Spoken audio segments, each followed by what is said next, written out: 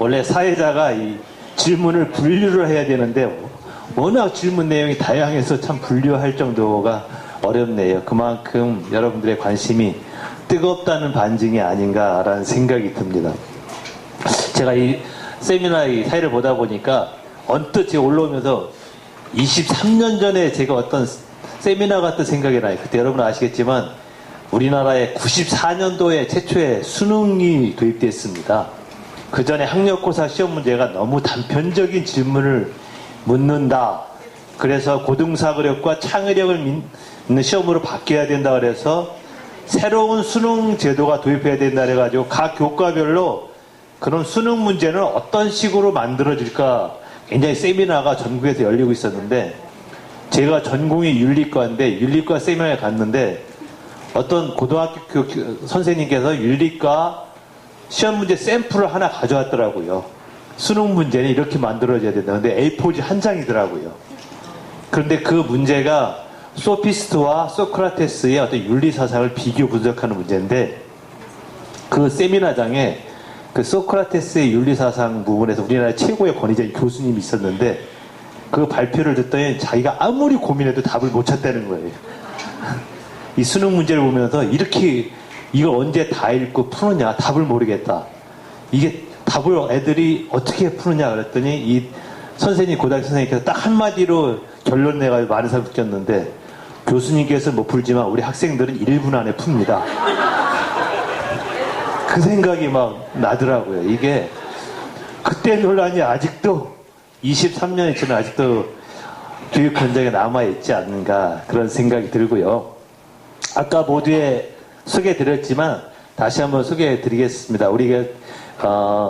우리 사실 정식 정책 연구 과제가 비판적 창의력 역량을 기르기 위한 평가체제 혁신 방안 이렇게 해가지고 서울시 교육청에 위탁을 받아서 정책 연구를 하고 있습니다. 정책 연구 팀장이 우리 이혜정 박사님이고 그 팀원으로서 여러분이 있는데 저는 그 교육청에 입시계에서 TF 팀장 하기 때문에 같이 마음이 맞아서 이거 연구해보자라고 했고 그다음에 아까 제가 빠뜨렸는데 우리 좋은교사 운동본부의 우리 김진우 대표님도 팀장입니다. 자, 박수 한번 쳐주시죠.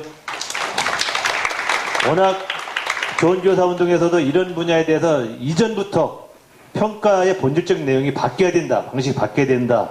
많은 관심을 가졌기 때문에 아주 적극 참여해 주셨고요. 그 다음에 교사를 대표해서 우리 미양고등학교의 이기정 선생님 나오셨습니다. 박수 쳐주시죠. 아시는 분 아시겠지만 우리 이기정 선생님은 몇 년 전에 내신을 바꿔야 학교가 산다?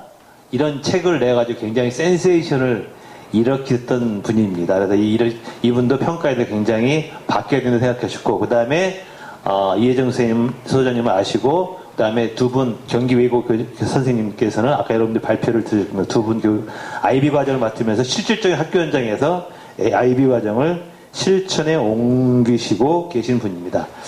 그러면 여러분의 어떤 질문을 받기 전에 일단 지금 전화번호로 온 질문이 너무 많은데요. 제가 질문 내용을 딱 보니까 크게 두 가지예요. 하나는 아까 얘기했듯이 참 내용 좋다. 방향성 좋다. 그런데 현실적으로 가능하냐? 뭐 일반교에 가능하냐? 뭐 이게 가능하냐? 이런 얘기가 나왔고요. 또 하나는 두 분 선생님께 집중적인 내용인데 구체적인 실행 방법을 물어보시는 게 내용이 많네요. 막상 했을 때 이런 건 절대평가로 하느냐, 어떤 평가 과정은 어떠냐, 굉장히 실행 과정 중에 구체적인 질문들이 굉장히 많은데 일단 제가 여기서 어느 분 건 빼고 어느 분 건 넣고 이렇게 보면서 일단 순서대로 올라온 그대로 여기서 그대로 IB형 교육과정처럼 IB형 세미나를 해가지고 그냥 선별하지 말고 아주 자유롭게 다 응답을 받는 것으로 하겠습니다. 예. 예. 그럴까요? 예. 우선 지금 맨 앞에 그 이혜정 박사님 발표에 대해서 질문이 하신 게 제가 질문을 던지면은 왜냐면 질문을 모르겠어요. 제가 질문을 하시면 답변을 하시고 그렇게. 아 그래요? 아 그럴까요? 그럼 우리 질문을 지금 올라온 거를 저희들이 카톡방으로 다 공유하고 있기 때문에 우리 여기 올라오신 패널 선생님들은 요 질문은 내가 답변하는 게 낫겠다 하고 하시는 분들은 알아서 본인들께서 이렇게 분류해서 이렇게 답변해 주시기 바라겠습니다.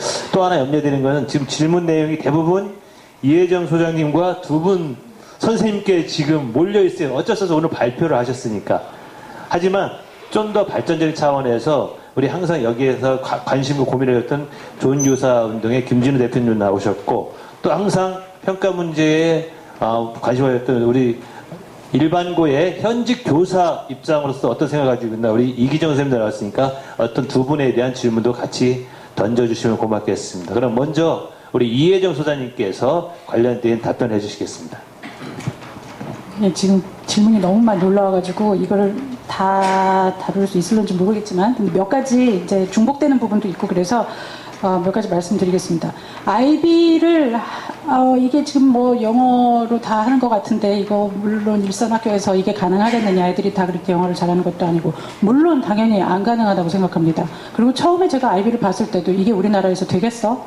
이렇게 생각했습니다. 큰 애랑 작은 애랑 다른 커리큘럼 하고 있는데 안 될 거라고 생각했습니다. 저도. 그런데 일본이 전체를 다 자국어로 번역해서 공교육에 무료로 배포를 했다라는 소리를 듣고 그때서부터 이제 이게 소름이 돋기 시작한 겁니다. 그래서 저희는 지금 여기 모이신 분들이 이런 교육으로 가야 된다는 게 필요한데 제도나 환경이나 여건이나 번역 때문에 안 된다라면 그거를 국가든 청이든 이렇게 공적인 교육 당국에게 이거 번역해가지고 전부 다 일선학교에서 쓸 수 있도록 해주십시오. 요구할 수 있는 목소리가 다 같이 있어야 된다고 생각을 합니다. 저는 계속 이런 거 국가가 나서서 해야 된다고 생각하지만 그러나 이게 되겠어? 라는 말씀들이 교사들 수준에서도 여전히 나온다면 그러면은 당연히 교육당국에서는 필요성을 못 느낄 겁니다. 그런데 일본이 그거를 이게 고등학교는 2년 과정인데 우리 고등학교는 3년이잖아요. 그러면은 첫 번째 1학년 때는 국가교육과정을 배웁니다. 그리고 이걸 준비하는 프리-DP 같은 거를 각 학교에서 나름대로 짜고 있어요. 일본도 그렇게 하고 있더라고요. 예를 들어서 IB에는 일본사가 따로 없고 예를 들자면 우리 한국사 이런 거가 따로 없고 그 다음에 기술과정 이런 거 없습니다. 그런 거 국가교육과정에서 꼭 필요한 거 고등학교 1학년 때 배우고요. 그 다음에 다른 과목들 국영수나 이런 일반적인 과목들은 훈련을 합니다. 연습. 왜냐하면 중학교 때까지 완전히 다른 식의 교육을 받고 온 애들이잖아요. 근데 그 애들이 정말 몇 달 훈련하면 바로 이 체제에 적응을 합니다. 이게 굉장히 포인트고요. 그래서 그렇게 해서 2학년, 3학년 때는 IB 프로그램을 하고 이게 중학교도 있고요. 초등학교도 있습니다. 그래서 초, 중, 고등학교의 모든 커리큘럼을 전부 다 국가가 번역을 해서 자유롭게 일선학교에서 사용할 수 있도록 수행평가에서 사용하든 아니면 IB 시스템을 통으로 도입하든 이거를 일본은 자유를 줬습니다. 그런 식으로 가능하기 때문에 한국도 한국어로만 다 번역되면 충분히 가능하다는 생각이 들고요. 그 다음에 대학 입시에 현재 하고 있느냐 서울대학교 입학 그 사이트 홈페이지에 들어가 보시면 IB 전형 입학 전형이 따로 있습니다. 우리가 눈여겨보지 않아서 한 번도 거기를 안 쳐다봤는데 사실상 서울대도 연대도 고대도 카이스트도 전부 다 IB 학생들을 따로 받고 있습니다. 그런데 대부분의 사람들은 외국에서 온 애들이고요.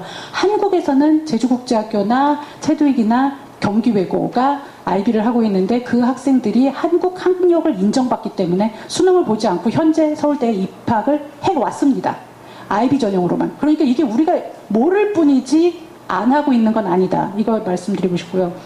공교육에서는 경기외고 한 군데만 지금 IB를 공식적으로 인증받고서 지금 운영을 하고 있는 상태입니다. 근데 국내반을 안 하고 국제반만 하고 있기 때문에 아직 번역은 안 된 상태로 하는 그런 상태라서 일선 학교에서 하기 위해서는 국가의 의지가 절실하다 이런 말씀드리고 싶고요. 어떤 분이 IB 신뢰도 타당도 이게 대학 성적에서의 상관 연구가 있느냐 이런 질문을 하셨습니다. 신뢰도 타당도 가 50년 동안 검증이 됐습니다. 1968년도에 설립을 해서 지금까지 운영을 해왔는데 옥스퍼드, 캠브리지, 하버드 이런 아이비리그 전 세계 모든 대학들에서 IB는 굉장히 선호하는 입시 결과이고요. IB 점수 하나만 달랑 가지고 입학 가능합니다. 다른 거 아무것도 필요 없이.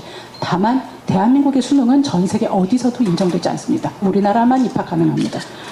대학 성적과 상관관계에 있느냐 이것은 무수히 많이 있습니다. 지금 아마 며칠 전에 교육대혁명이라는 EBS 다큐 프로그램이 나왔는데 거기서 IB를 소개하는 화요일 날이 IB 소개하는 프로그램이 나왔습니다. 거기서 어떤 홍콩대 입학사정관한테 왜 당신네들은 IB 학생들을 선호하느냐 이런 거 물었습니다. 그랬더니 대학에서 훨씬 더 성공을 많이 하기 때문에 그 다음에 대학에서 훨씬 더 중도 탈락이 없기 때문에 이런 식의 데이터와 발언을 합니다. 일본에서 요코하마에서 열린 IB 글로벌 컨퍼런스에서 이렇게 세션이 3일인가 4일인가 아무튼 그 학회가 열렸는데 그 중에 한 세션은 온전히 대학들 전 세계에서 유명하다고 하는 대학들이 와가지고 우리는 얼마나 IB 학생들을 선호하는지를 대학 설명회를 하고 있습니다.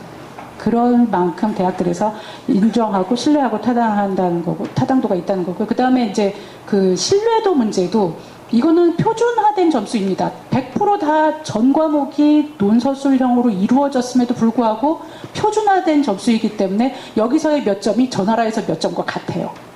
그 표준화된 관리를 IBO에서 50년 동안 해왔다는 것을 일단 우리가 생각하고 그러니까 그게 채점의 공정성 문제가 당연히 일본에서도 그 문제가 제기가 됐을 거 아닙니까? 그런데 그거 다 번역하는 과정에서도 그 채점관 양성을 IBO에서 도와줍니다. 그래서 일본어로 자국어로 채점관을 양성하는데요. 채점관은 100% 현직 교사에서 차출합니다. 그리고 현직 교사를 그렇게 훈련시켜서 채점관을 하는 것 자체가 교사 연수의 일환입니다. 그래서 일본 내에서 채점관을 양성하고 일본 내에서 교사 연수를 하는 그런 식으로 해서 일본의 교육청 교육부의 연수 비용을 거기다 그냥 쓰고 있는 겁니다. 이런 식으로 그 비용이 어마어마하게 들어가는 문제의 개념이 아니더라 이런 말씀 드리고 있고요. 어떤 분이 우리나라가 피사에서 세계 최고 성적을 달리고 있고 올림피아드 휩쓸고 있는데 왜 우리나라 그럼 웬만큼 하는 거 아니냐 이런 말씀을 주셨습니다. 피사는 전 세계적으로 딱 15살 때만 보는 시험입니다. 15살이라는 나이는요. 그때의 중고등학교 그 시기는 전 국민이 선행을 하는 우리나라 같은 나라에서는 선행빨이 마치 비판적 창의적 사고력도 앞서 있는 것처럼 착시 효과를 불러일으킬 수 있는 입문 단계의 교육입니다. 우리나라가 올림피아드 세계 제패하는 수준으로 보면은 사실상 노벨상 수십 명 나왔어요. 정상이에요. 근데 우리나라가 세계를 제패하는 수준의 세계 최상위권이라고 하는 이 모든 결과는 대학 입시까지입니다. 그리고 그 다음에는 없어요. 그 얘기는 피사가 그 OECD에서 보는 시험인데 OECD에서 똑같이 성인들을 대상으로 피악이라는 걸 봅니다. 15세가 아니라 25세에서 65세까지 보는 시험. 그냥 15세는 최상위권이었는데 세계에서 그 피악으로 넘어가면 성인들 대상으로는 OECD 평균이하로 뚝 떨어집니다. 이게 결과를 보여주고 있는 거죠. 우리나라가 어디까지만 강한가. 전 세계 전 국민의 선행빨을 우리가 무시할 수 없다는 그런 말씀 드리고 싶고요. 그 다음에 서울대에서는 비판과 창의로 내는 그럼 무조건 의도적으로 낮은 점수를 주느냐. 의도적으로 낮은 점수를 주는 게 아니고요. 어떤 분이 그런 분을 말씀드렸어요. 다반화적으로 수용적이면 A 플러스를 주고 아니면은 의도적으로 낮은 점수를 주는 게 아니냐. 의도적이 아니고요. 서울대 그 과를 말씀드리면 안 되는데 아무튼 서울대 모과에서 커리큘럼 위원회가 열려가지고 이제 본부에서 안 바꾸니까 경영대래도 좀 바꿔야 되겠다 이러면서 이제 저를 불러가지고 같이 자문을 한 적이 있는데요. 그때 한 교수님이 그런 말씀하십니다. 저희 20년 동안 서울대에서 가르쳤는데 늘 시험지에 나랑 같은 의견이면 일단 잘했구나 공부 좀 했구나 이런 생각이 들고 아무리 말이 되더라도 나랑 다른 의견이면 얘 뭐지? 이런 생각이 들어서 그냥 점수 깎았답니다. 그런데 그게 그 학생의 창의성과 다양성을 누르는 거라는 생각을 단 한 번도 20년 동안 한 적이 없었대요. 아무도 자기한테 그런 얘기를 해준 적이 없었대요. 그리고 또 다른 선생님 얘기는 수업 시간에 어떤 애가 자기는 10년 동안 너무나 당연하게 생각했던 이론에 대해서 어떤 애가 손을 들고서 교수님 그건 좀 아닌 것 같은데요. 저는 좀 생각이 다른데요. 이런 얘기를 했는데 갑자기 얼굴이 확 달아오르면서 너무 자존심이 상하더라는 겁니다. 왜냐면 전부 애들이 있는데 나는 너무 당연하게 10년 동안 가르쳤던 거를 얘가 왜 딴지를 걸지? 이런 생각을 하면서 굉장히 자존심이 상했는데 더 자존심이 상했던 거는 연구실로 돌아와서 혼자 곰곰이 생각하니까 걔 말도 상당히 말이 되더라는 겁니다. 그러면서 자기가 굉장히 충격을 받았대요. 나는 너무나 당연하게 생각했던 것을 얘는 이렇게 다르게 생각하고 있구나. 그런데 얼마 후에 한 외국계 기업에서 학생을 추천해달라고 했답니다. 이 교수님이 굉장히 공부 잘하고 모범적인 4.0 넘는 애를 한 명 추천하고 이 맨날 딴지를 걸던 얘를 같이 추천을 이렇게 2명을 했더랍니다. 근데 얼마 후에 한참 지난 후에 거기서 그 딴지를 걸던 애에 대해서 극찬을 하고 그리고 맨날 4.0 넘는 걔는 얘 좀 어떻게 좀 언제 그만둘까 이렇게 얘기를 하더랍니다. 그러면서 하는 얘기가 우리가 이제 그 교수님 얘기는 서울대 경영학과가 어떤 능력에 A+를 주고 어떤 종류의 능력에 우리가 잘한다라고 해주고 있는지에 대해서 굉장히 다시 생각해 보게 되는 계기가 됐다. 이러면서 이제 뭔가 커리큘럼을 바꾸고 뭐 이런 여러 가지 작업들을 하고 있습니다. 그러니까 의도적으로 창의적이거나 비판적이면 나쁜 점수를 주는 게 아니라 그냥 그걸 별로 못했다라고 생각을 하는 겁니다.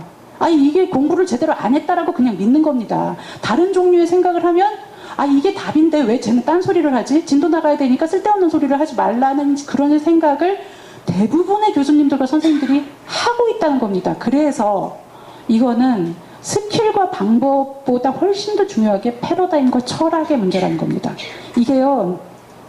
이게 볼펜이다. 우리는 이게 볼펜이다 이렇게 가르쳤는데 근데 이게 진짜 볼펜일까? 볼펜이 아니라면? 이런 질문을 학생들한테 던져주는 것만으로도 학생들은 새로운 생각을 합니다.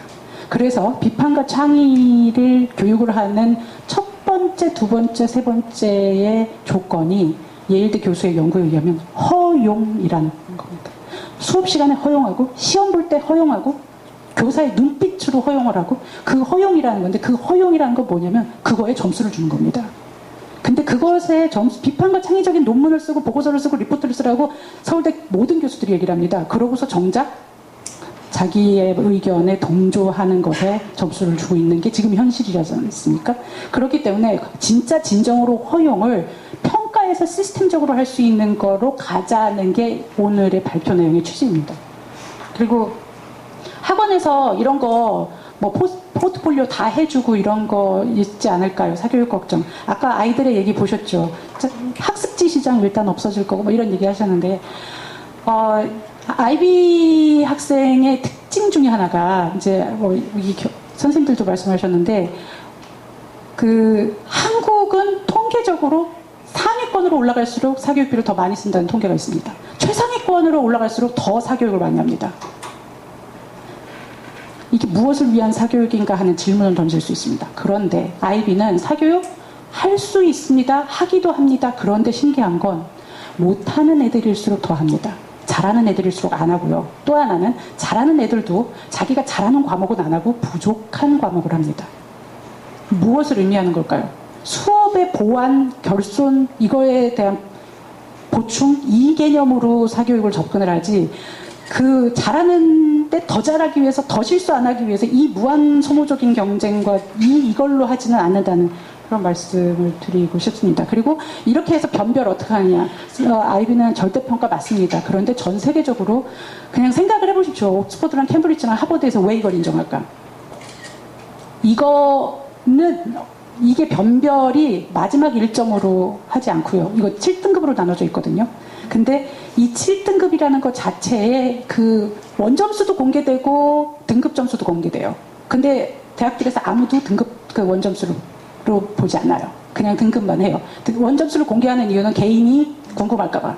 그래서 똑같은 7점이라도 7점이 낮은 7점인지 높은 7점인지 똑같은 1등급이라도 낮은 1등급인지 높은 1등급인지 그거 궁금할까봐 공개를 하지만 실제로 쓰지 않습니다. 그래서 그냥 정말 언저리로 이거를 평가를 해요. 어떻게 보면은 그 어떤 측정 도구도 1점, 2점을 변별해서 세우는 것 자체가 어떠한 하나도 신뢰롭지 않다는 걸 알기 때문에 하나 이상의 여러 가지 평가 방법을 쓰려고 노력합니다. 그 중에 하나가 영국은 면접으로 변별을 하고요. 최종. 그 다음에 미국은 여러 가지 그 에세이 많이 쓰고 비교과나 여러 가지 다양한 뭐 이런 활동 이런 걸로 변별을 합니다. 근데 그 에세이 수많은 에세이를 쓰는 걸로 미국은 변별을 하는데 영국 같은 경우는 옥스퍼드의 이번에 인터뷰 내용을 보면 우리는 학생들이 인터뷰할 때 대기실에 있지 않습니까? 그 대기실에서 설명을 합니다. 우리는 너의 외모, 태도, 영어의 유창성, 그 다음에 선행학습 정도를 전혀 평가하지 않는다. 오로지 네가 어떻게 사고를 하나 그 사고하는 힘만 평가를 한다. 그러고서 교수도 답이 없는, 지난 2000년 동안 어떤 인간도 풀지 못했던 종류의 난제를 딱 던집니다. 교수도 답이 없어요. 그런데 그걸 얘가 어떻게 접근하고, 어떻게, 정답이 아니라 그걸 어떻게 소화시키고 핸들링하고 그거를 토스해서 자기만의 생각으로 얘기할 수 있는지, 그런 걸 하기 때문에 미리 사교육으로 정답이 정해져 있지 않기 때문에 하기도 어렵고 해봤자 효과도 없는 그런 종류의 변별력 문제를 영국은 옥스브리지에서는 그렇게 면접으로 변별합니다. 그래서 영국이든 미국이든 기본적으로 SAT든 뭐 이런 IB든 이것이 초중고등학교의 과정을 충실히 하기 위해서 공교육을 정상화하기 하는 쪽으로 가지, 대학의 변별은 이것 플러스 대학의 영향을 존중을 합니다.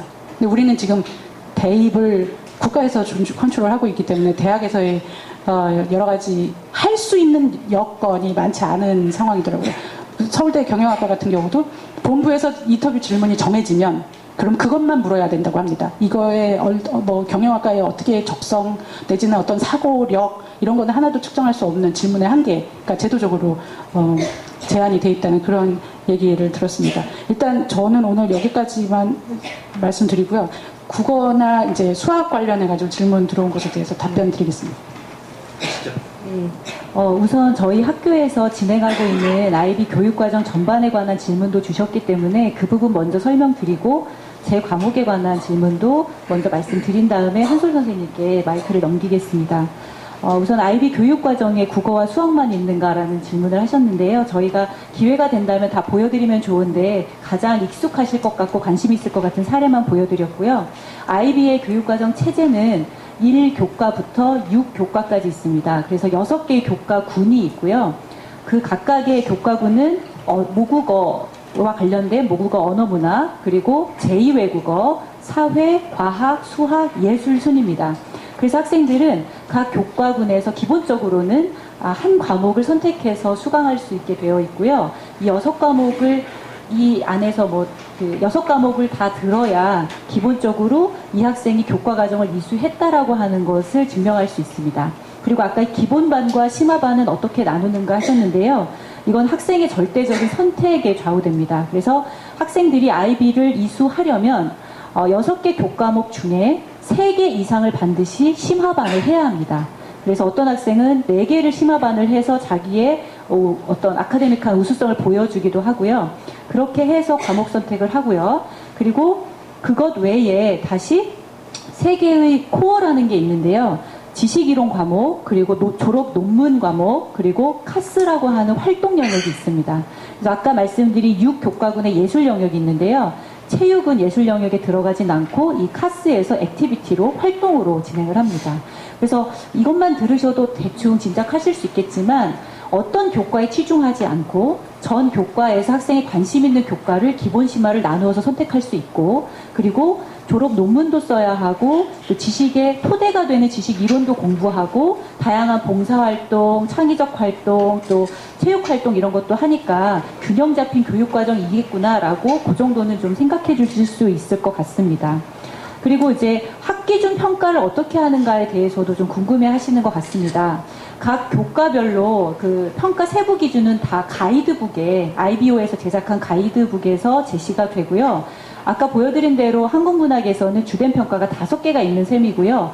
그 5개에 대한 각각의 세부 항목의 평가 수준과 점수가 제시가 됩니다. 그리고 이것은 학생들에게 학기가 시작하기 전에 미리 안내를 합니다. 저희가 근데 그 가이드북이 한 70페이지 되는데 다 설명하지는 않아요.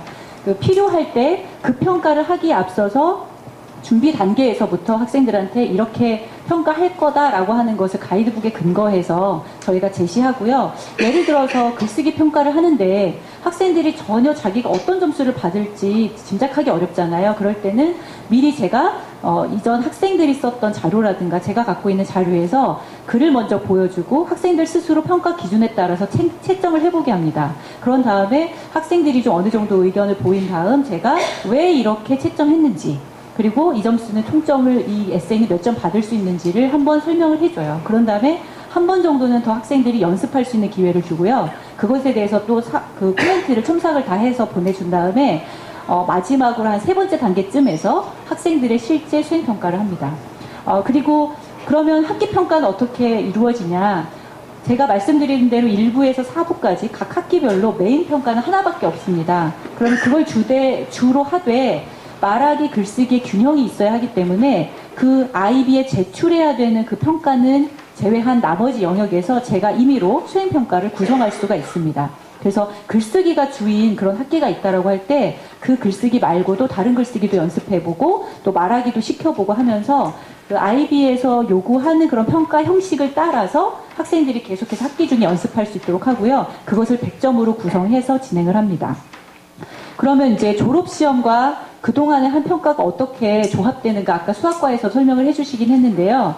매 학기에 한 주된 평가가 하나의 부분이 되는 겁니다. 그래서 그것이 그때 그 학기 또는 계속해서 한 두세 학기 동안 연구해서 진행을 한 다음에 이 모든 영역이 더해져야 100점이라고 하는 한 교과의 만점을 구성하게 되는데요. 졸업시험은 한국문학의 경우는 45점만 반영이 되는 것이고요. 학기 중에 또 선생님과 함께 혹은 선생님과 함께 썼던 이런 것들은 나머지 55%를 차지하게 됩니다. 그 말하기 평가는 우선 교사가 채점을 해서 아이비오에 보내게 되어 있습니다. 그리고 쓰기 평가는 저희가 전혀 손을 대지 않고 보냅니다. 그러면 이제 졸업시험의 경우 시험지가 와도 아이비에서는 굉장히 그 정직성을 중요하게 생각하는데요. 저희가 시험 문제를 복사하거나 학생들의 답안을 나중에 참고하고 싶어서 복사하거나 절대 할 수 없습니다. 학생이 시험 끝나면 그대로 포장해서 24시간 내에 채점센터로 보내야 됩니다. 그렇게 하고 있고요. 그 정도 말씀드리면 그러면 2년 동안 꾸준히 평가를 좀 연습하거나 또는 최종 결과물을 가지고 제출하게 되겠구나라고 하는 생각을 하실 수 있을 것 같습니다. 아까 소장님께서도 말씀해 주셨는데 아이비는 수능하고 달라서요. 문제가 쉬우면 100점을 맞아야만 1등급이 되는 그런 평가가 아닙니다. 그래서 아이비 한국문학의 경우는 85점 정도를 받으면 7점이 나옵니다. 7점은 교과의 만점입니다. 6개 교과에서 7점을 다 받으면 42점이 되고요. 졸업논문 그리고 지식이론 여기에서 점수를 합산해서 3점을 더하면 45점이 되죠. 그래서 학생들이 졸업시험까지 마치고 나면 2달 후에 아이비오에서 성적표를 온라인으로 공개를 합니다. 학생 개별 성적표를. 그럼 그거를 가지고 대학 입시에 제출할 수 있습니다. 진학까지도 같이 연관시켜서 설명을 해드리겠습니다. 국내 대학을 진학한 학생들은 9월에 수시를 씁니다. 저희는 수능을 볼 수가 없는데요. 기본적으로 수능을 안 배워서 그렇기도 하고요. 수능 보는 날짜가 졸업시험 기간 중에 있습니다. 그래서 가려고 해도 갈 수가 없습니다.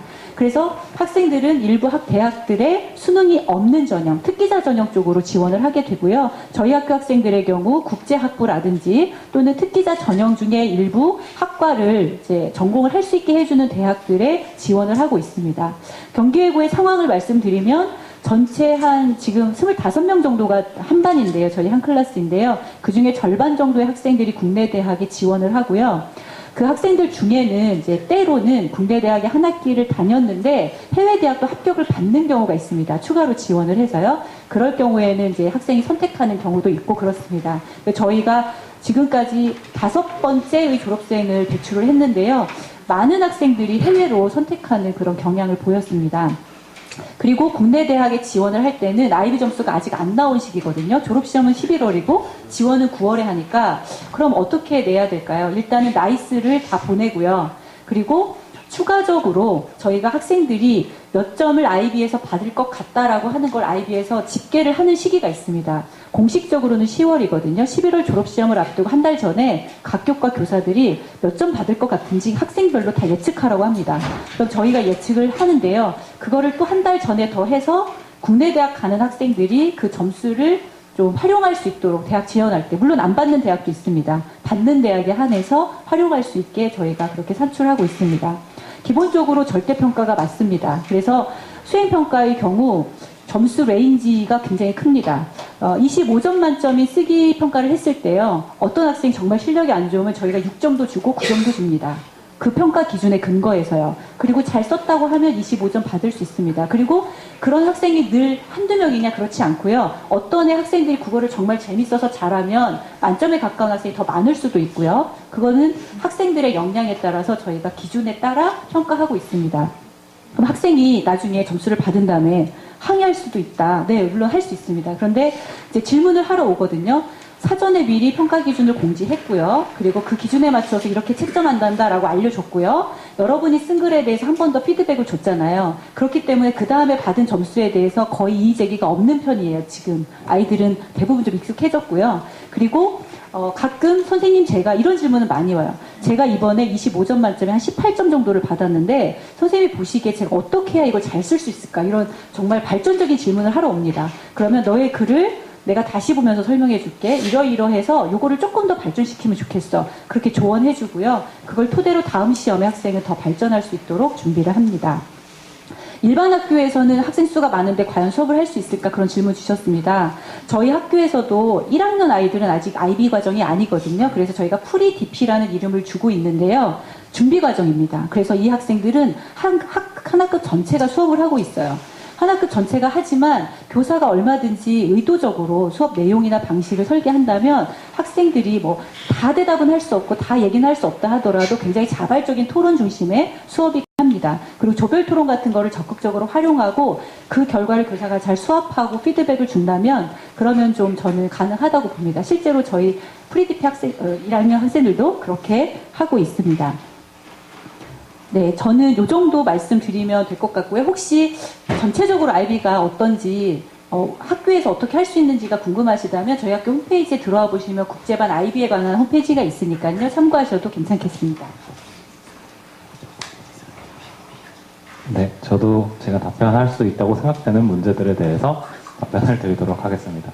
도중에 또 궁금하신 부분 있으면 저를 멈추게 해주셔서 그 질문 추가로 해주시면 될 것 같습니다. 제가 받은 질문 좀 단답형인 질문들도 있어서 그걸 포함해서 답변을 드리도록 하겠습니다.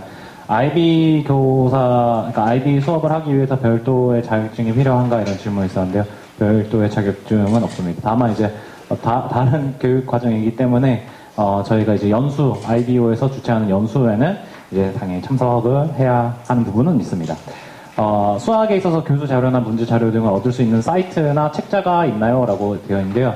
IBO 홈페이지에 가보면은 기본적인 가이드라인과 최종 시험에 대한 예시 정도는 주어져 있고요. 기출문제 같은 경우에는 판매하고 있습니다. 기출문제를 제공하지는 않고 판매하고 있습니다. 그래서 뭐 그냥 사서 얻을 수는 있고요. 교과서는 기본적으로 존재하지 않지만 어떤 뭐 출판사에서 이거를 뭐 교재 정도로 쓸 수 있지 않을까 정도의 책을 만들고 있습니다. 그래서 저는 매년 출판사를 바꿔가면서 하고 있습니다. 바꿔가는 이유는 특별히 없지만 그냥 바꿔가면서 하고 있습니다. 네. 한국 수학 문제와의 차이점이 내용적인 면보다는 형식적인 면에 있는 것 같은데 객관식이 아닌 논술형이다. 이외에 또 있나요? 라고 이제 질문이 왔는데요. 저는 이런 내용적인 면, 그러니까 형식적인 면의 차이가 내용적인 면의 차이에 굉장히 많은 영향을 준다고 생각을 하고 있습니다. 특히 그 문제 자체의 영향보다는 학생들의 답변의 차이가 있기 때문에 단순히 답을 하나 고르는 것과 그 과정을 모두 서술하고 답까지 서술하는 것은 그 문제가 가지고 있는 내용의 차이라기보다는 그 학생이 답변하는 내용의 차이에 저는 있다고 생각을 하고 있습니다. 그리고 이런 거는 사소한 부분일 수도 있는데, 객관식 문제가 가지고 있는 수학적인 그 영역에서, 예를 들어서 A, B를 구하시오 라기보다는 수능에서는 A, B를 구하고 A 더하기 B의 값을 고르시오 이렇게 돼 있어요. 그러니까 이러면은 이게 되게 사소한 걸 수도 있는데, 예를 들어서 A가 3이고 B가 4일 때, 그리고 A가 4이고 B가 3일 때가 모두 허용이 되는 상황에서 얘네들 더해봤자 어차피 7입니다. 이런 문제들이 실제로 발생을 하거든요. 그러니까 그 수학적 대상물이 가지고 있는 임의성이 그 객관식을 함으로써 되게 사라지는 그런 아주 사소한 부분인데, 그 저희가 객관식만 계속 접하다 보면 느끼지 못했던 부분들이 사실 서술형을 계속 접하다 보면은 애들이 이런 질문을 할 수 있구나, 이런 것까지 물어볼 수 있구나라는 것을 조금 느낄 수 있었던 것 같습니다. 네.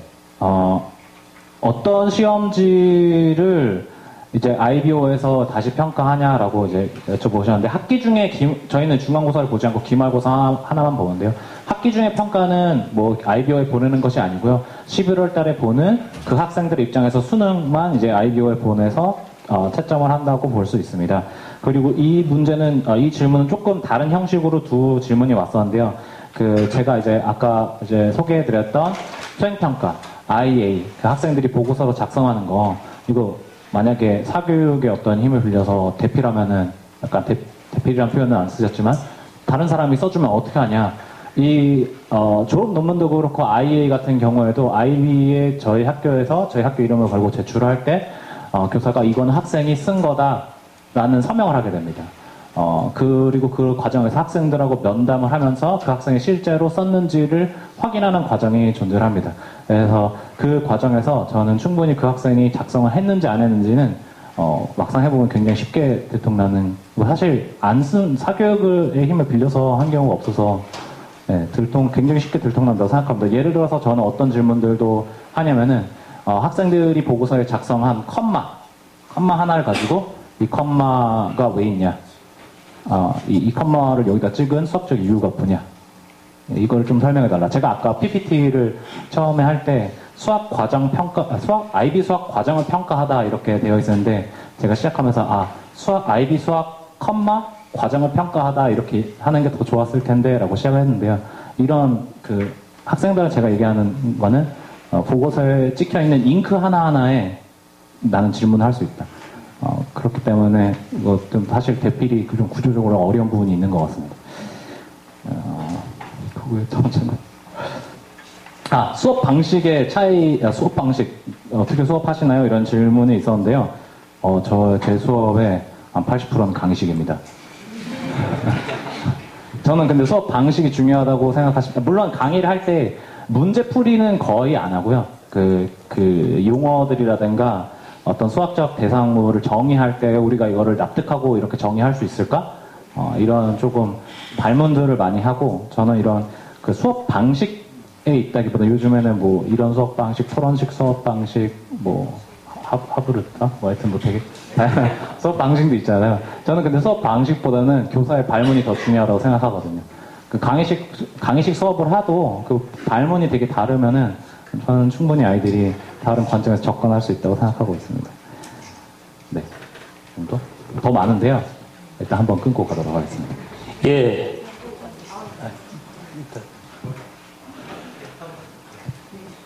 예, 답변 감사드리고요.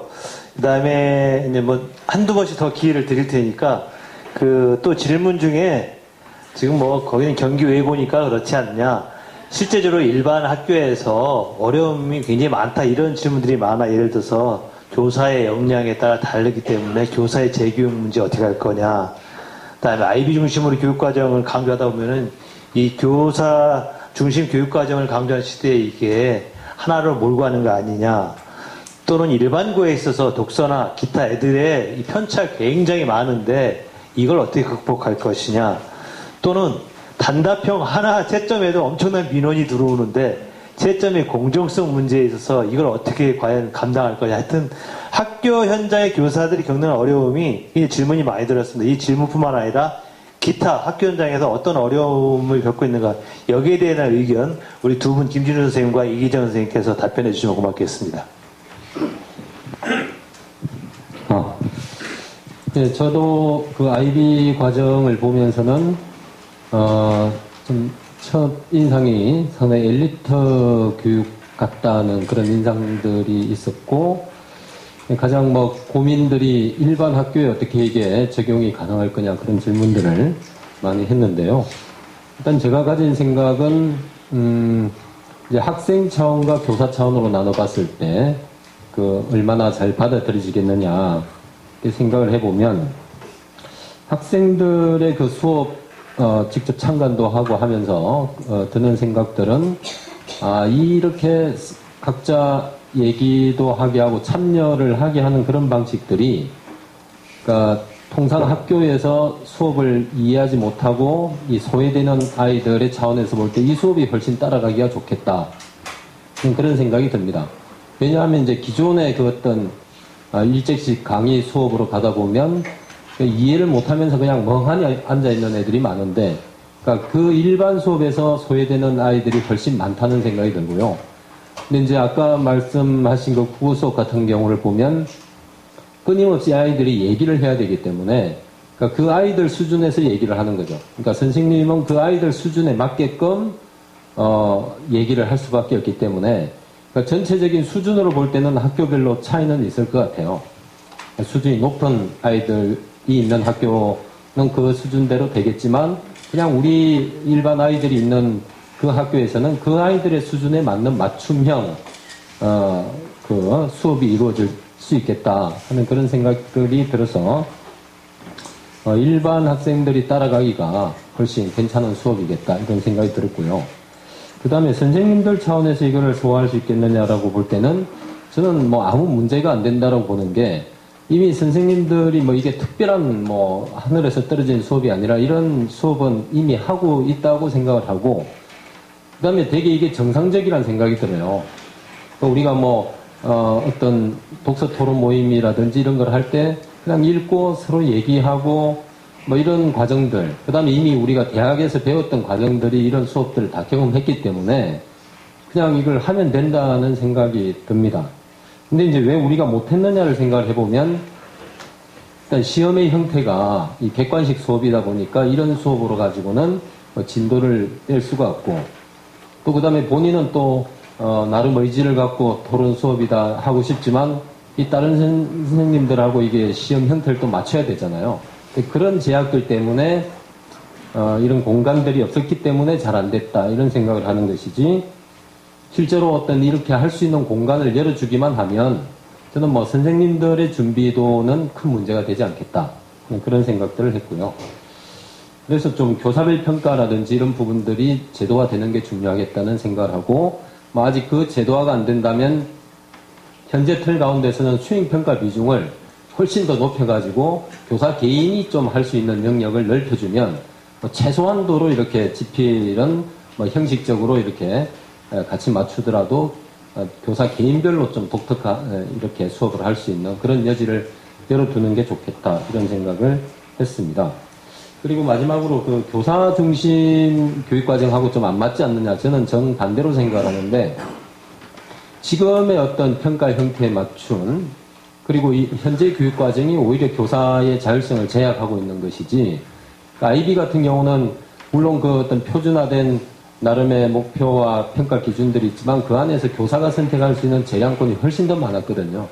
그러니까 교사의 자율성으로 볼 때는 그때 질문도 누가 드렸는데 일반 학교에 가르쳤을 때와 배경홍 선생님한테 여쭤봤던 것 같은데 IB에서의 그 어떤 자기의 자율성의 그 정도가 어느 정도라고 생각을 하냐라고 했을 때 100배 훨씬 더 자유롭다라는 답변을 주셨어요. 좀 과장 같은데.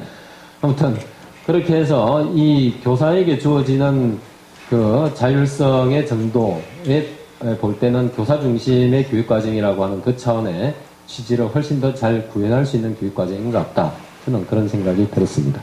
네, 그 정도 말씀드리겠습니다.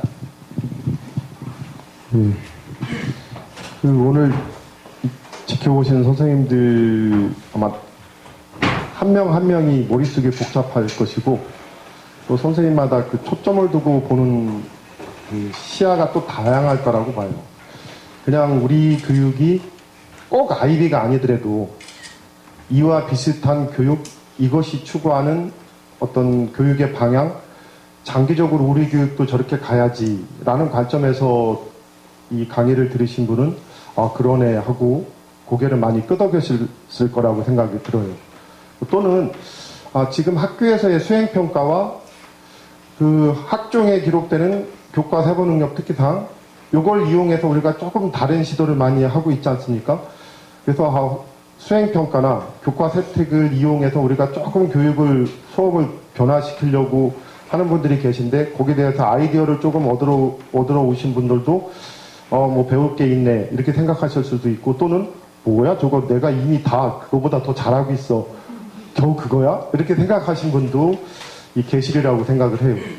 근데 다만 이게 우리의 일반적인 수업 그리고 정규 시험 이 정규 시험이 우리의 일반적인 수업을 지배하고 있지 않습니까? 이런 관점에서 보면 이 중학교에서 이 교육과정을 우리한테 지금 하라고 하는 것은 불가능한 거죠. 고등학교는 더 불가능하고. 그러니까 이거는 이 교육과정이 실질적으로 우리에게 도입됐을 때 우리 교사가 할 수 있는 것이지 여기서 말하는 것을 그대로 우리에게 하는 것은 불가능한 걸 여기 있는 분들도 모르는 거는 아니리라고 생각을 해요. 그래서 뭐 굳이 교사 입장에서 얘기하면 이것이 제도화되려면 사실 교사 개개인의 능력은 저는 한 1, 2년 시행착오 하다 보면 우리도 다 할 수 있다고 생각을 합니다. 다만 이게 도입되려면 제도적으로 아까 이혜정 교수님도 사실 다 얘기했지 않습니까? 내신 절대평가제 필수죠. 그리고 교사별 평가 필수죠. 그리고 교사 개개인이 아까 작품 다 선택했지 않습니까? 이게 우리 용어로는 교과서 자유발행제 플러스 교과서 자유발행제가 돼야지 진짜 교과서가 다양해지잖아요. 지금 뭐 국어 교과서가 30종류지만 20, 30종류 되지만 그게 다 다양합니까? 비슷비슷한 다양성이죠. 그래서 저는 우리나라 교과서는 국어조차도 1.5종류다 이렇게 얘기하는데 교과서 자유발행제가 돼서 진짜 질적인 다양한 교과서 있어야 되고 그것을 교사 개개인이 선택할 수 있어야 되죠. 아니 우리 교사 개개인 입장에서 보면 나라가 선택해준 거랑 교육감이 선택해준 거랑 아니면 학교 옆에 선생들이 선택한 거랑 내가 원하지 않으면 마찬가지잖아요. 그러니까 교사 개개인에게 선택권이 있어야 되죠. 그리고 행정 업무에서 벗어나서 교육에 집중할 수 있는 여건도 있어야 되고 그리고 디테일 속에 또 수많은 악마들 있잖아요. 우리 지금 그 이원 목적 분류표 이거 일반인들은 잘 모르는 용어인데 이거 아니 그 단답형 문제 제 국어교사인데 제가 서술형 문제 웬만하면 안 내려고 하는데 억지로 내면 단답형을 내요. 근데 세상에 단어 하나짜리도 우리가 적어낸 예상 답안 이외에 또 수없이 나오잖아요.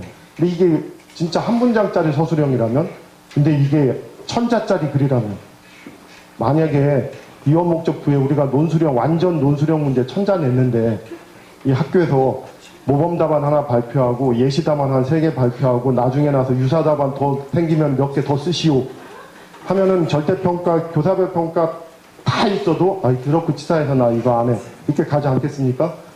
우리 입장에서는 이 바뀌어야 될 게 뭐 제도 뭐 내신 절대평가 뭐 교사별 평가 교과서 선택제 그리고 근무 여건 그리고 디테일 속에 스며드는 수많은 악마들 대표적인 이원 목적 분류표죠. 평가 규정 그 까다로운 거 사실 다 이 수많은 것들이 객관식 선다형 시험에 맞춰서 만드는 거거든.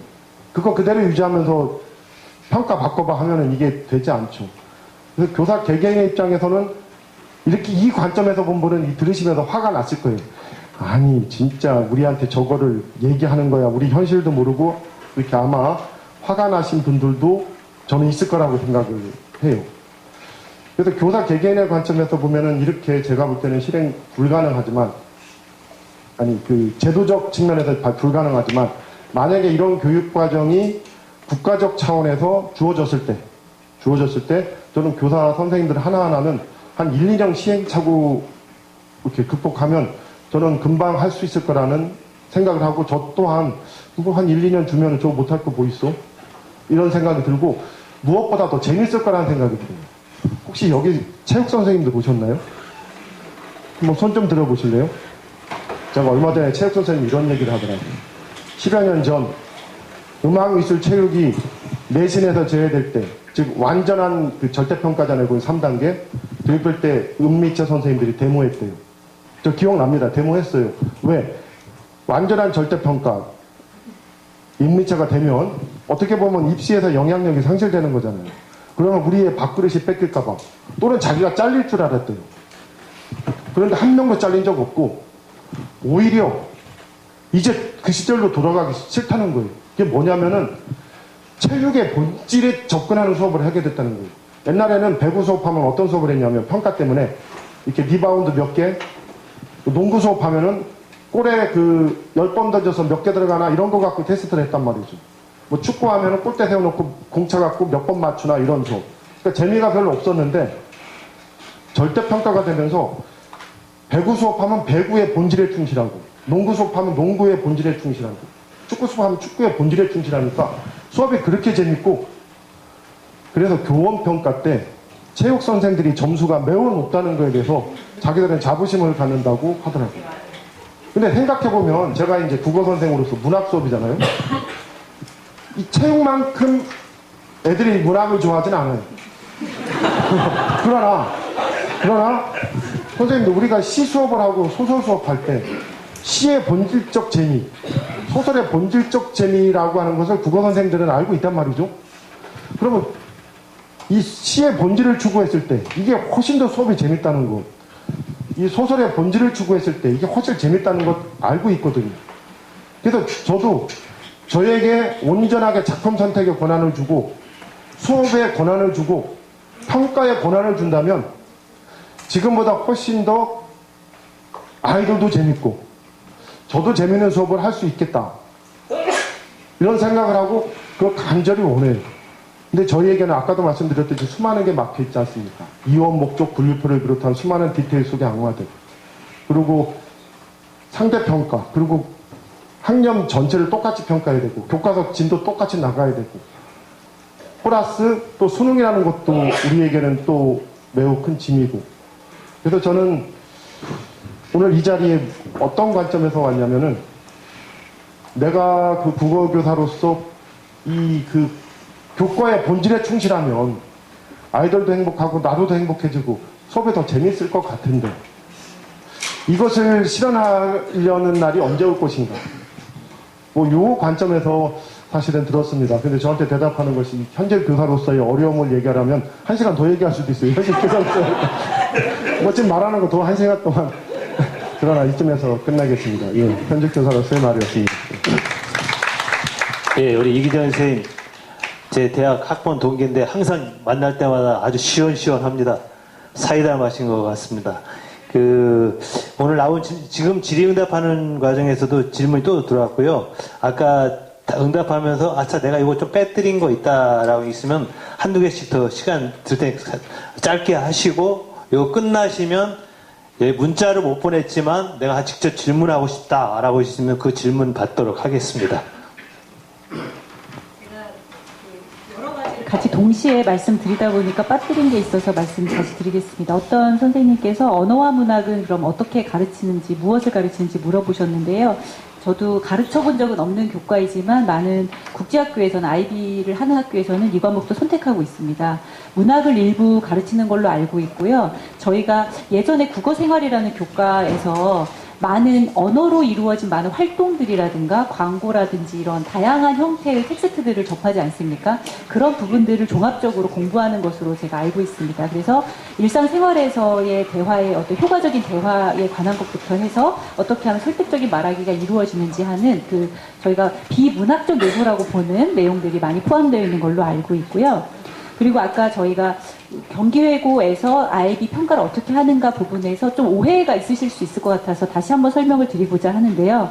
우선은 저희가 아이비의 기준에 따라서 절대적으로 이렇게 기준을 평가하고요. 하지만 나이스상에 입력이 되는 순간 저희가 나이스를 따라야 하기 때문에 등급은 나옵니다. 등급이 전혀 표시되지 않는 건 아니고요. 그러면 이제 문제가 생깁니다. 학생들에 따라서 내가 이 과목을 하고 싶어서 선택했는데 선택자가 적은 경우가 있거든요. 저희 학교는 실제로 5명만 듣는 과목도 있고요. 3명만 하는 과목도 있습니다. 그런 과목은 내신이 어떻게 나올까요? 엄청 나쁘게 나옵니다. 13명 이상이 돼야 1등급이 나오기 때문에 그 과목은 1등급을 포기해야 됩니다. 1등을 해도 3이나 4가 나오는 경우도 있습니다. 그런데 이것이 저희가 이것 때문에 많이 불리할 거라고 생각했지만 처음에 들어올 때 학부모님들이 많이 우려하면서 입학을 선택하시거든요. 그렇지만 막상 들어와서 공부를 하다 보면 학생들이 너무나 이 과정이 재미있기 때문에 그리고 또 자기가 스스로 공부한다는 생각을 갖게 되기 때문에 내신의 불리함에 대해서는 아이들이 좀 많이 익숙해진 상태입니다. 그리고 이것이 국내 대학 갈 때는 불리한 점이 분명히 있습니다. 다른 국내반의 아이들에 비해서 200명 단위에서 등급이 굉장히 좋은 애들에 비해서 좀 떨어지잖아요. 하지만 저희는 어떤 강점이 있냐면 각 교과에서 아이들이 한 활동과 한 연구가 다 개별적입니다. 그리고 깊이가 다 있습니다. 그래서 각 교과의 교과 세부 특기사항을 엄청나게 잘 써줄 수가 있어요. 그런 부분에서 저희가 수능을 보지 않는 학생부 종합전형 같은 또 특기장 전형 같은 그런 부분으로 저희가 도전을 할 수가 있는 것이죠. 그래서 그 정도 말씀을 드리면 제가 아까 말씀 못 드린 부분 된 것 같습니다.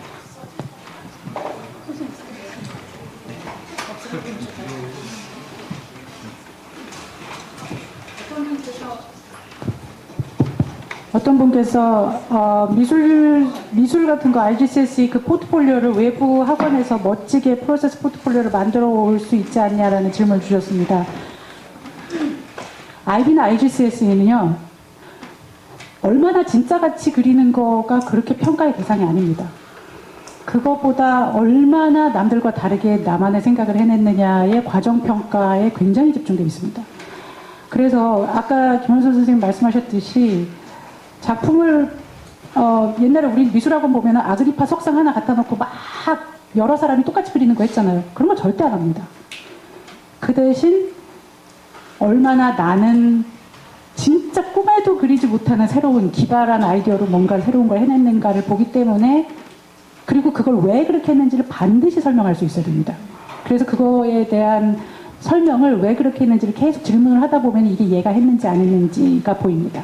그리고 평가 프레임에 이걸 얘가 했는지를 평가하는 기준이 있습니다. 그래서 바깥에서 해갖고 온 애는 그 점수에서 떨어집니다. 그리고 아까 말씀하셨듯이 김연아가 트리플 악셀을 쓰면 기술 점수에서는 우위에 있을 수 있는데 이게 위험하잖아요. 성공을 못할 가능성이 많으니까. 그래서 자신감에서 떨어질 수 있습니다.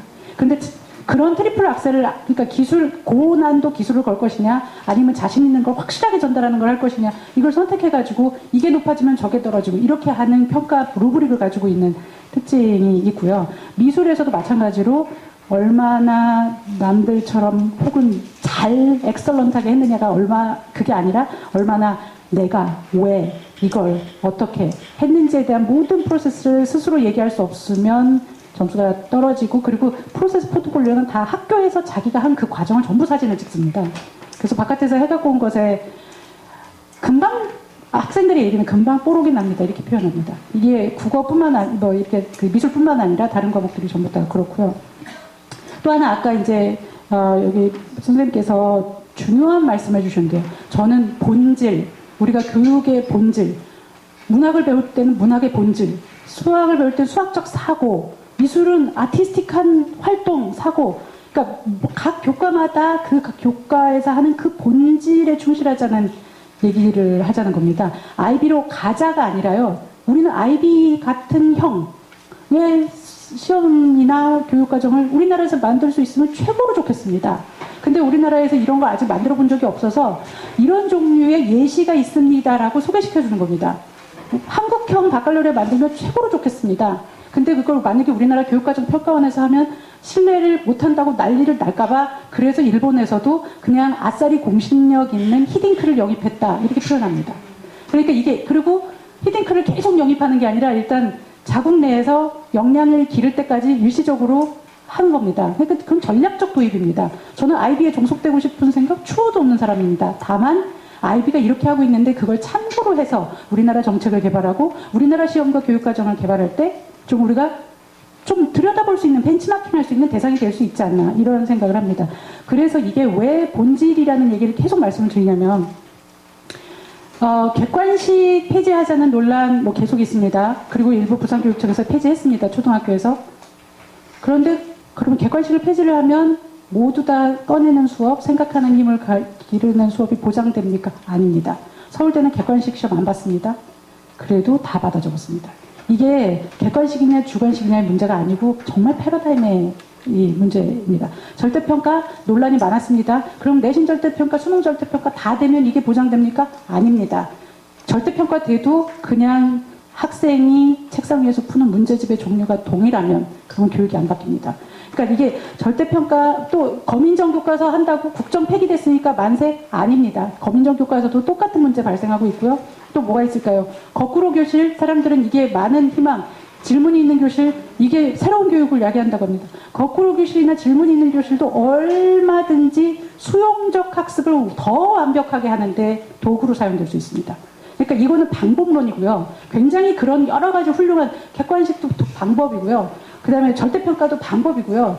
그 거꾸로 교실도 방법이고 질문 있는 것도 방법입니다. 이 방법들이 산을 올라가기 위해서도 쓰일 수도 있고 바다를 가기 위해서도 쓰일 수 있습니다. 저희는 어느 방향으로 가야 할 것인지에 대한 본질을 우리가 생각하고 그거에 따른 제도가 절대평가가 필요하면 절대평가라고, 객관식보다 논술서를 필요하면 논술형으로, 이런 얘기를 하는 겁니다. 왜냐하면 지금 현재 논술 있지만 정답이 정해져 있는 논술이라고 학생들 입으로 얘기합니다. 그러니까 그런 것이 아니다. 방법과 절차의 문제가 아니라 본질에 충실을 하자. 그런 차원에서 객관식이든 절대평가든 1교실 2교사 문제건 고교학점 문제건 뭐 여러 가지 제도들이 본질 먼저 생각하고 그거에 나머지로 갔으면 좋겠다, 이런 말씀 드리고요.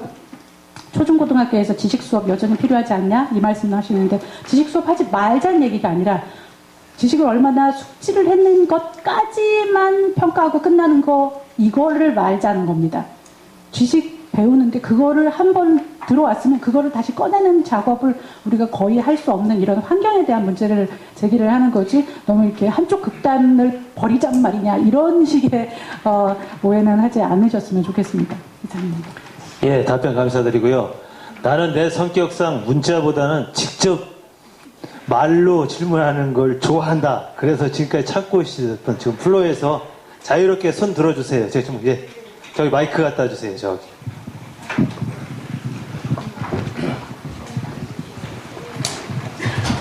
자, 시간은 정해놓은 시간 없습니다. 안녕하세요. 저는 동반휴직을 하고 8년 만에 복직을 2학기에 했습니다. 그래서 저희 아이가 지금, 큰아이가 IB 프로그램의 마지막 학기, 그러니까 마지막 학년을 하고 있는데요. 근데 지금 좋은 말씀, 저도 굉장히 공감합니다. IB 프로그램이 얼마나 좋은지 알고. 그런데 지금 말씀해 주신 것 중에서, 하나는, 저희 아이가 다니고 있는 그 학교에서, 걔네는 이제 고등학교 4년인데, 2년 프리디피 하고, 이제 IB 디플로마를 하는데, 거기에 계시는 모든 선생님들이 그 IB 디플로마 과정을 잘 가르치실 수 있는 선생님이 아니세요. 그게 현실입니다. 그 국제 학교에서도. 그래서 보통은 9학년, 10학년에 배정되는 교과 선생님들보다 실제로 11학년, 12학년 IB 프로그램을 가르치실 수 있는 선생님들이 수업을 더 잘하세요.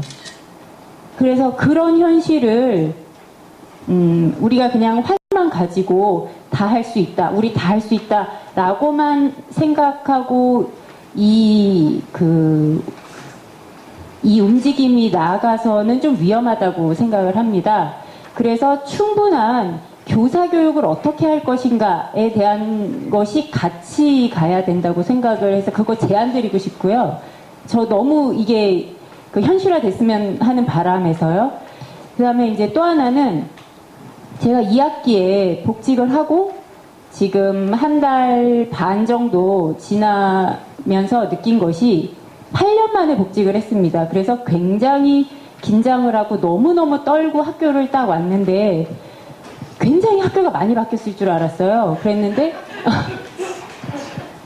와서 한 일주일 수업을 하고 나니까 제가 8년 전에 제 수업을 하고 있는 저를 발견했어요. 그리고 8년 전에 제 수업을 하고 있고 아이들도 하고 있고 한데 달라진 거는 우리의 해야 되는 업무가 없어진 건 없어요. 근데 새로운 건 늘었어요. 근데 지금 말씀해주신 이원목적 분류표, 제가 지난주에 그거 제출하면서 굉장히 분노했었는데, 제가 휴직할 때까지는 2가지만 냈으면 됐습니다. 원한, 이원목적 분류표. 근데 지금은 내야 되는 것이 한 6가지 정도로 늘었어요. 그리고 그 이원목적 분류표에서 제가 최종적으로 교무부장님하고 약간 언쟁을 했던 부분이, 성취 기준이 써야 되는 게, 옛날에는 내가 이 문제에서 아이가 뭘 얻었으면 좋겠다 하는 걸 썼는데, 그게 교육청에서 내려온 거를 복사해서 붙여야 된다 그러시더라고요. 그래서 거기에 교육과정 번호가 있고 성취 기준이 문장으로 되어 있는데 그거를 복사해서 붙이라고 하시더라고요. 그러면서 선생님 복사해서 붙이면 더 쉬워요 그러는데, 저는 이해가 안 되는 게 이 번호의 의미가 뭐냐. 그랬더니 이 번호를 알면 교육과정 어디에 무엇이다라는 걸 안다는 거예요. 그래서 그럼 우리가 그거를 알아야 되냐. 근데 그건 아니래요.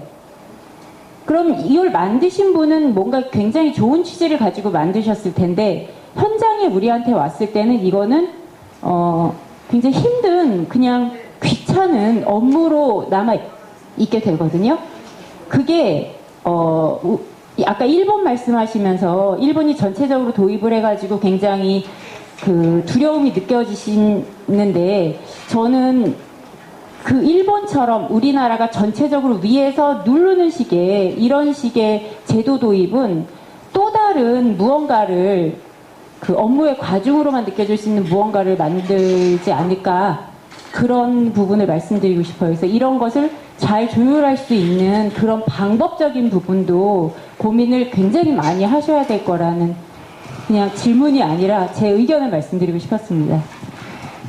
예, 이건 뭐 굳이 답변보다도 공감을 해줬으면 하는 그런 것 같아요. 아마 이기정 선생님이 답변하면 또 울분을 토할 것 같아가지고. 자, 또 다른 질문 손들어 주시죠. 예, 여기.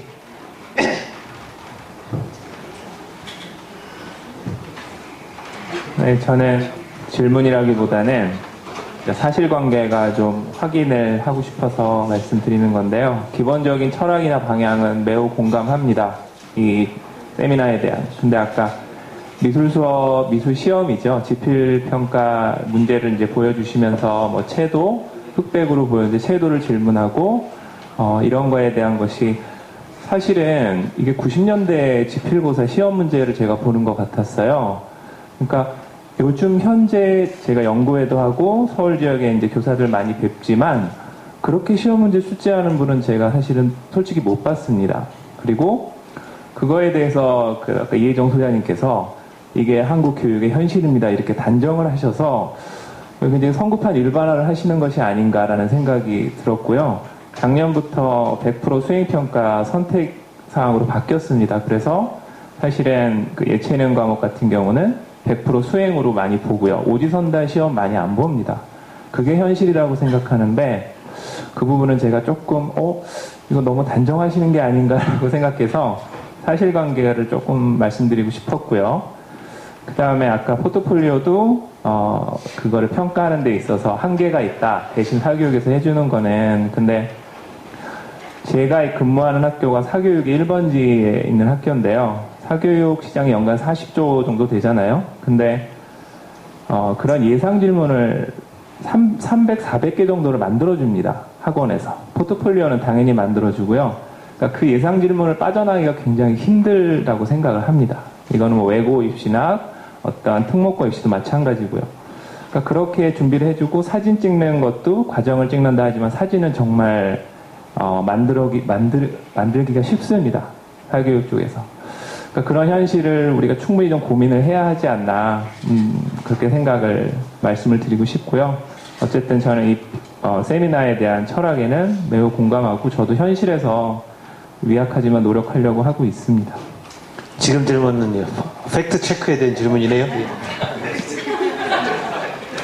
재작년 그 사교육 1번지라고 하셨잖아요. 저는 2번지쯤에 삽니다. 저희 아이가 다니는 중학교가 기출 문제 맞습니다. 90년대가 아니고요. 실제고요. 그 영어 같은 경우는 올해 7월 달에 시험이고요. 그래서 실제 그거를 찍은 거가 맞습니다. 그래서 그리고 심지어 중학교 1학년 자율학기제 대상인 아들이었습니다. 그러니까 학교였습니다. 그런데도 그런 시험을 봤습니다. 그래서 저는 사교육 뭐 한 2번지쯤 되는 저희 동네에서만의 한정된 예로 한정을 하고 싶습니다만 그러나 사실은 많은 또 이걸 강연을 하다 보면은 전국의 많은 교사들은 사실상 이렇게 인정을 하시는 분들도 굉장히 많이 있기 때문에 굉장히 좋은 학교에 계신 것 같습니다. 그리고 아까 교사 교육, 교사 퀄리티 말씀을 주셨는데 이건 굉장히 중요한 문제입니다. 그런데 잘 가르치는 교사, 잘 못 가르치는 교사 있는 거는 그냥 지금 현재 있는 우리 교육에서도 늘 있는 문제입니다. 그래서 더 잘 가르쳐주는 교사를 찾아서 더 쪽집게 인터넷 명강사를 찾아서 사람들이 이동을 하지 않습니까? 그러니까 어느 교육 시스템이든 더 잘 가르치는 교사와 덜 잘 가르치는 교사는 저는 있다고 생각합니다. 근데 어떤 교육 시스템이냐? 그러니까 이런 우리 지금 현재 기존 수용적 학습 형태에서의 잘 가르치는 그러니까 인터넷 명강사들이라고 해도 지금 이런 여기서 꺼내는 종류의 그런 수업을 못 가르치잖아요. 그러니까 안 하잖아요. 할 수 없어서가 아니라 하지 않는 거죠. 왜냐하면 필요가 없으니까. 그러니까 이거는 교사 퀄리티, 교사의 연수 문제 이건 굉장히 중요한 문제인데 이게 여기에 있는 선생님들이 뭐 모두 다 IB로 가면은 잘 가르칠 수 있다를 얘기하는 게 아니라 거대한 방향의 전환, 대한민국 호의 거대한 방향 전환을 말씀드리는 거고 거기에서 잘 가르치고 못 가르치는 그 차이를 줄이는 노력, 연수 이거는 당연히 계속 진행이 돼야 된다고 생각합니다.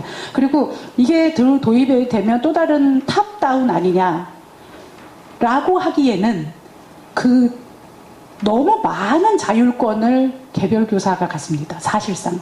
그리고 학생들도 스스로의 생각을 얘기를 하는.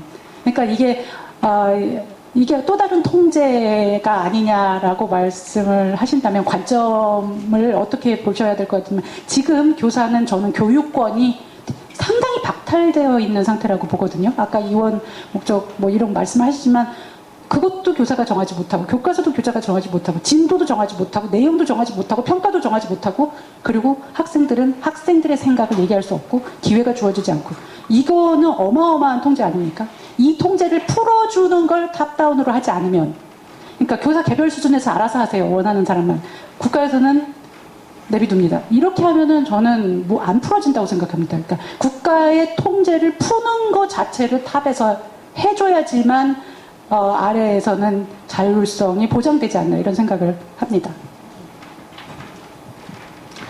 자, 또 질문 계시네요.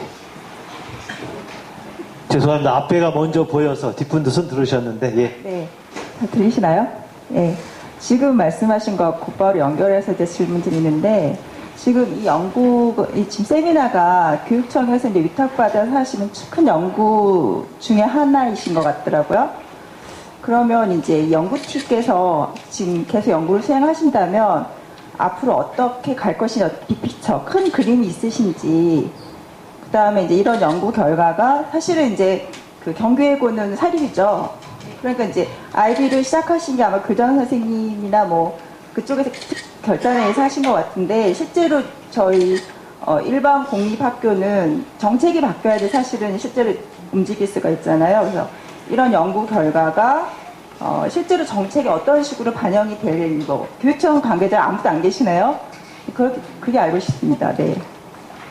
빅픽처 말씀해 주시겠습니까? 아니면 제가 이렇게 아까 그 예정 박사님께서도 저 질문에 말씀하셨지만 이것이 어떤 교육청의 공식 입장이 아니고요. 교육청에서는 수많은 정책 연구 발주를 합니다. 그러니까 또 아까 IP 과정을 우리가 그대로 하자는 것도 아니고 사실은 4차 산업혁명 시대에 이제 찍기식 문제는 버려야 된다 학교 그 대안으로서 여러 가지가 있는데 이런 IB 과정이 있다라는 걸 사례로 샘플링을 보여준 과정 속에서 우리가 이런 한번 의견이나 토론을 해보고요. 정책 연구를 했다 해서 우리가 교육청의 공식 입장 이런 건 아닙니다. 하나의 참고 자료로서 우리가 한번 연구한다 이렇게 생각하시면 될 것 같습니다. 그런데 어떻게 하면 된다라는 방안은 제시를 할 수 있겠죠. 이런 꺼내는 수업과 꺼내는 평가를 할 수 있는 이런 샘플이 일본에도 있고 IB에도 있고 예를 들어서 이렇게 하고 있으면 이런 거가 우리 공교육에 도입이 된다면 어떤 종류의 제도와 정책적인 보완이 필요할까요? 그걸 좀 알려주세요 라고 조영 교육감께서 저에게 부탁을 하셨습니다. 그 말은 제가 드리고 싶은 말씀은 여기서 여러 선생님들께서 의견을 주시면 저희가 그걸 수렴해서 여러 고려해야 할 사항들, 제도적 보완이 필요한 사항들을 1안, 2안, 3안 이런 식으로 해가지고 예를 들어 여러 가지가 있을 수 있지 않겠습니까? 일본처럼 할 수도 있고 우리가 한국형으로 뭐를 할 수도 있고 그리고 기존 제도를 크게 안 바꾸는 선에서 할 수 있는 레벨에서부터 기존 제도를 얼마만큼 바꾸는 수준까지 여러 가지 안을 정책 결정자들에게 제안을 하면 정책 결정자들께서 좀 이렇게 판단을 하는데 근거가 될 수 있지 않나 이런 차원에서 연구를 수행하고 있습니다. 그러니까 정책에 반영이 된다 안 된다의 개념이 아니라 구체적인 안을 줘서 되게끔 가급적 되게끔. 네. 제 생각에는 사실은 지금 오늘 나왔던 얘기가 뭐 저희가 완전히 몰랐다가 새로 한다기보다는 기존에 이미 알고 있던 것들이잖아요. 그럼에도 불구하고 지금 굉장히 오랫동안 바뀌지 않는 것은 뭔가 이유가 있지 않겠어요? 네. 그러니까 실제 연구를 하신 입장에서 그 부분에 대한 고민은 없으셨는지 그게 좀 궁금하거든요. 예, 저희가 충분히 엄청난 고민을 하고 있고요. 사실 여기에 아까 교육청 말씀하셨지만 이 담당 과장님하고 평가 담당 자학관님 다 나와 계시기 때문에 저희들의 의견을 지금 잘 경청하고 계십니다. 또 아까 저 뒤에 분 하트 모양 그리셨는데 아까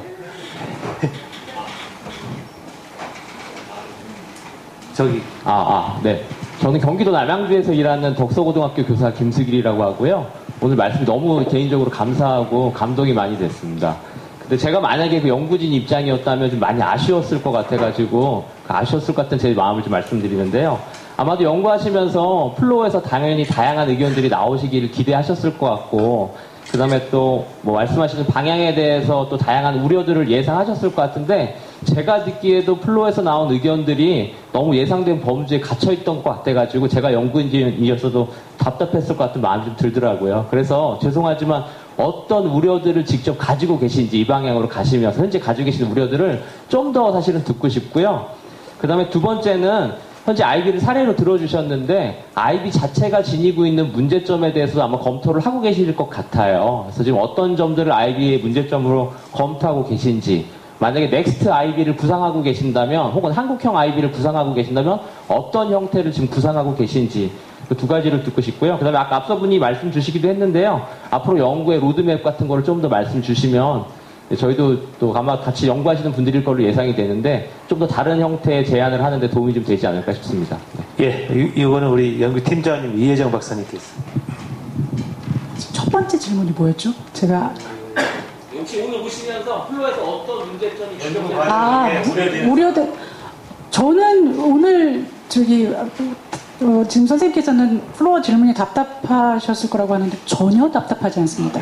왜냐하면 이런 질문들이 나온 걸 우리가 수렴해서 그거에 대한 방어책을 다 짜야 되기 때문에 그게 너무너무 중요한 데이터이자 그냥 리소스이기 때문에 0.1도 답답하지 않다는 말씀을 일단 드리고요. 감사하게 생각하고요. 그 다음에 아이비의 문제점이요. 제가 그 미시간에서 연구를 하는 동안에 미시간 대학, 그 대학 도시에 살고 있었는데 저희 아들을 공립학교를 보냈습니다. 근데 제가 미시간에 있었던 3년 전에 주 정부에서 그 미국은 거의 대부분 AP 시스템을 쓰고 있습니다. 근데 AP를 하고 있는 그 학교들에서 IB 시스템으로 변하는 것에 대해서 어떻게 생각하냐는 학부모 설문조사를 했었어요. 저는 그 학부모 설문조사를 이렇게 마킹을 하고 그러고서 한국에 왔거든요. 그런데 요번에 가니까 주 정부에서 공립학교에 도입을 했더라고요. 하면서 이제 제가 이제 그 한 학교의 학부모들하고 제가 취재를 해봤습니다. 그랬더니 백인들은 대부분 IB를 선택했고, 그러니까 IB하고 AP하고 그 변화기에 있으니까 선택권을 학생에게 줬대요. 그랬더니 기존 수업 선택하는 하지 않고 IB를 선택하는 애들은 대부분 백인이고 한국 애들이 AP를 그냥 기존의 AP를 그대로 선택을 했다라고 합니다. 그래서 제가 왜 선택을 했냐라고 한국 그거 AP 선택한 학부모에게 물어봤더니 이게 IB의 단점이라고 말할 수 있는 것 중에 하나인데요. AP는 수업 듣고 마지막에 시험 한 번 수능 보는 날처럼 딱 보면 그 시험 결과로 모든 게 결정이 나요. 그러니까 벼락치기가 가능합니다. 그래서 그 전날 딱 시험 봐가지고 결정나는 테스트에 능한, 그리고 AP는 객관식이 대부분이거든요. 그러니까 그런 테스트에 능한 애들은 일단 그게 더 유리하다고 생각하고 그런 종류의 테스트는 학원에서 훨씬 더 도움을 받기가 쉽다라고 얘기를 합니다. 그래서 한국 엄마들은 이제 그런 걸 선택하는데 IB는 왜 선택을 안 했냐면 2년이면 2년 내내가 다 수행평가고 2년 내내가 다 평가래요.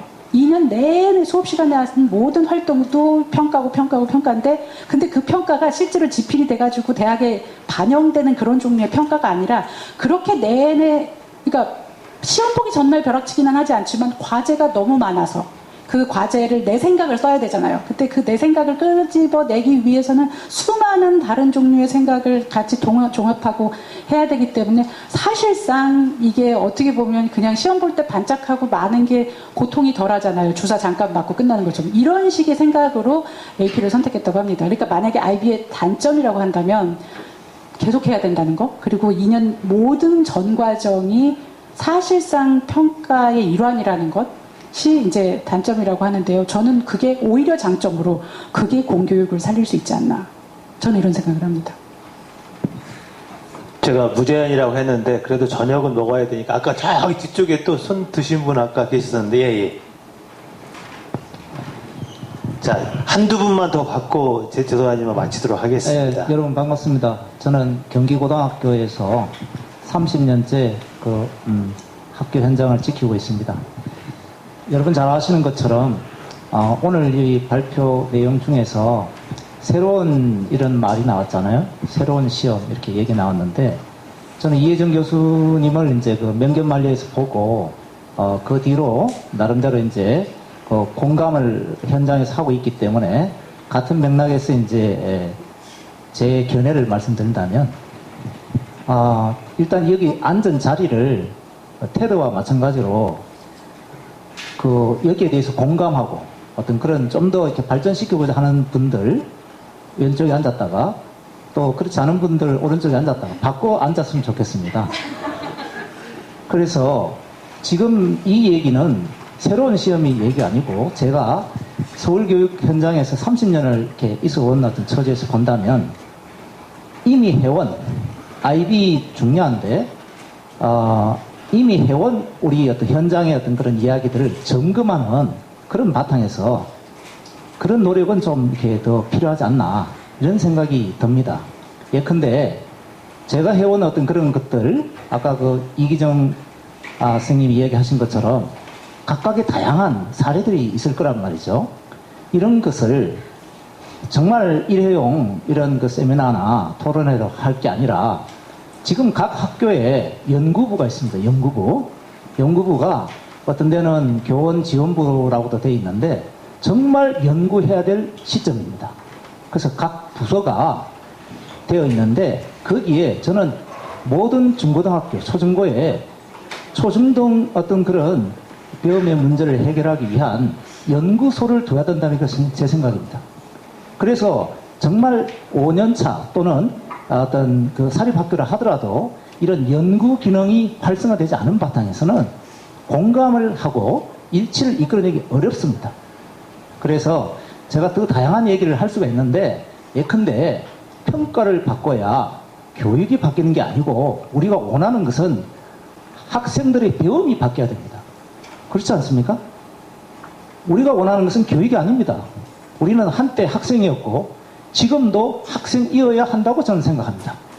교사가 여전히 학생이었던 것을 잊고 교사라고 하는 어떤 그런 명분으로 학생과 대립된 관점에서 식민교육과 독재교육의 틀 안에서 이렇게 만들어진 그 과정에 충실하는 것이 내 할 일을 다하는 것이다. 이런 철학의 큰 변화를 우리가 이끌어 가야 된다는 그런 맥락에서 선생님의 말씀에 공감하면서 실제로는 선생님의 어떤 그런 또 우리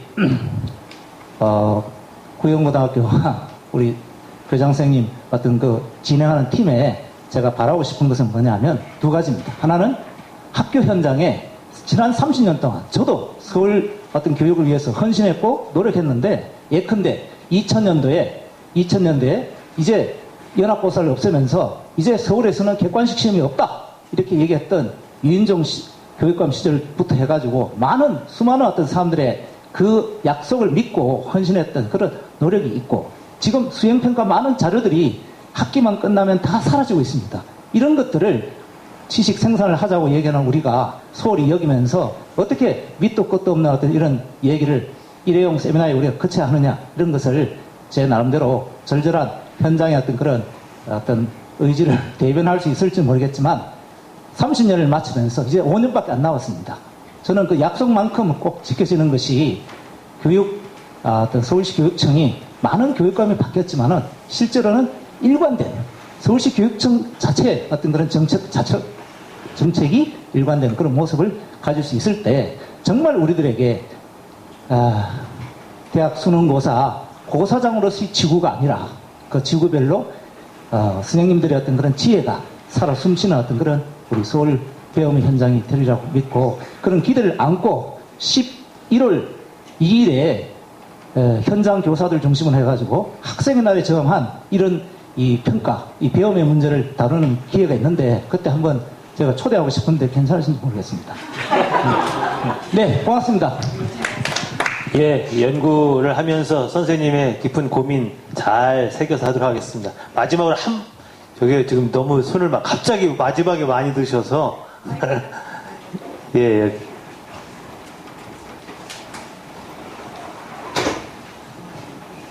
저는 광주에서 왔습니다. 저희 지금 명견만리뿐만 아니라 A+ 그리고 그 대한민국의 시험이 저희 그 연구회의 교재로 쓰였었고요. 저희 연구회에서 얼마나 팬인지 모르겠습니다. 그래서 저희가 우리나라에, 그러니까 저희는 이거를 평가를 바꿔야 교육이 바뀐다를, 교육과정을 바꿔야 되는 거야 라고 저희들은 해석을 하고 있어요. 교육과정을 바꿔야 된다.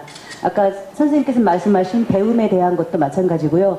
그런데 저희가 교육과정을 바꿔야 하는데 계속 우리 현장의 선생님들은 평가 때문에 안 돼. 이러한 경로 의존성이 너무 심하다는 것을 저희들이 생각을 해요. 그래, 그러면 평가를 바꿔. 그래서 평가와 같이 더불어서 교육과정을 바꾸는 거야. 이렇게 생각을 하고 이제 있었고,